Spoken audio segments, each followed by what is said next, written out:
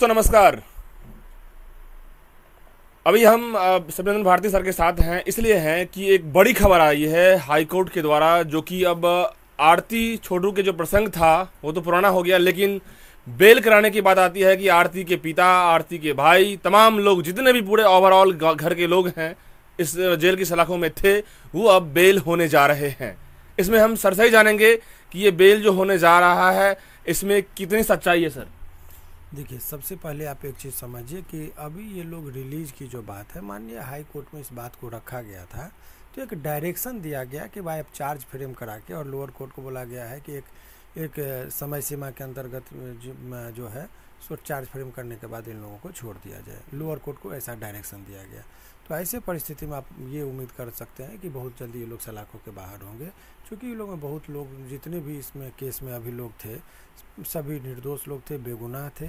एक आदमी के कुकृत्य की वजह से इतने लोगों को भोगना पड़ गया।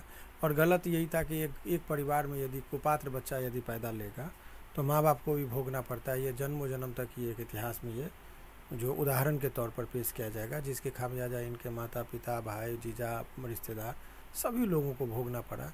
इसीलिए समाज में सकारात्मक वातावरण के दौर बनाना चाहिए, ताकि जो है सो कोई भी निर्दोष लोग जेल के माने सलाखों के पीछे न जाए। सर 302 जैसे बड़े केस में बेल मिलना, ये तो कहीं ना कहीं बड़ी बात है ना। देखिए, आप लोगों के लिए लगेगा बड़ी बात है, माननीय हाई कोर्ट में, सुप्रीम कोर्ट में तो इस तरह की बातें होती ही रहती है, अनेकों लोगों को मिलता है, क्योंकि गुण दोष के आधार पर कि किसका क्या इन्वॉल्वमेंट है, कितना सबूत उसके खिलाफ मिला, तो इन तमाम चीज़ों को देखने के बाद न्यायालय एक निष्कर्ष पर पहुंचती है। तो बेल एक प्रक्रिया है, और उस प्रक्रिया के तहत जो है सो लोगों को बेल मिलती है।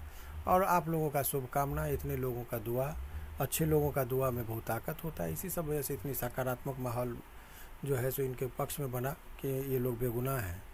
तो ये कहीं ना कहीं एक वाइब्रेशन भी काम करता है, और इस तरीके से वो लोग आज बाहर होने वाले हैं। अभी तो सर आरती के जो जीजा हैं उनको बेल मिलने की बात आती है, तो उसके इसमें कितना सही है? पवन जी के, तो हाँ। पवन जी के बारे में आपको जानकारी मिला दूं। बेल का बात मैं नहीं करूंगा।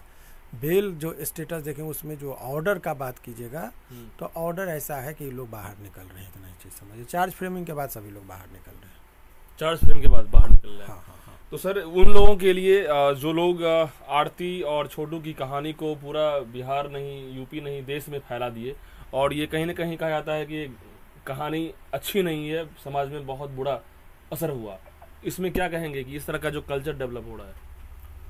देखिए, सवाल ये है कि ये सामाजिक तौर पर आप देखेंगे तो ये तो पूरे समाज को डैमेज किया ही है, क्योंकि वातावरण इतना गंदा माहौल बना कि सभी लड़कियां, जो खास करके उदंड प्रवृत्ति के लड़के या लड़कियां हैं, वो लोग एक अधिकार स्वरूप ये बात समझ लें कि मुझे अधिकार हो गया कि मैं रात में किसी को भी घर में बुलाऊंगे और मेरे माँ बाप कुछ नहीं बोलेंगे।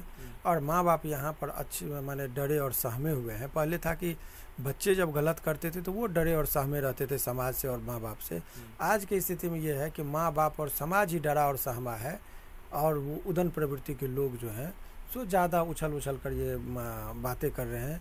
जरा सा भी निर्लजता, देखिए शादी हुई, क्या हुआ, प्यार हुआ, लड़का मारा गया, तुरंत में 5 महीना में शादी हुई। शादी का भी उसमें बारे में बताया गया कि मुझे सामाजिक दबाव में मैंने किया।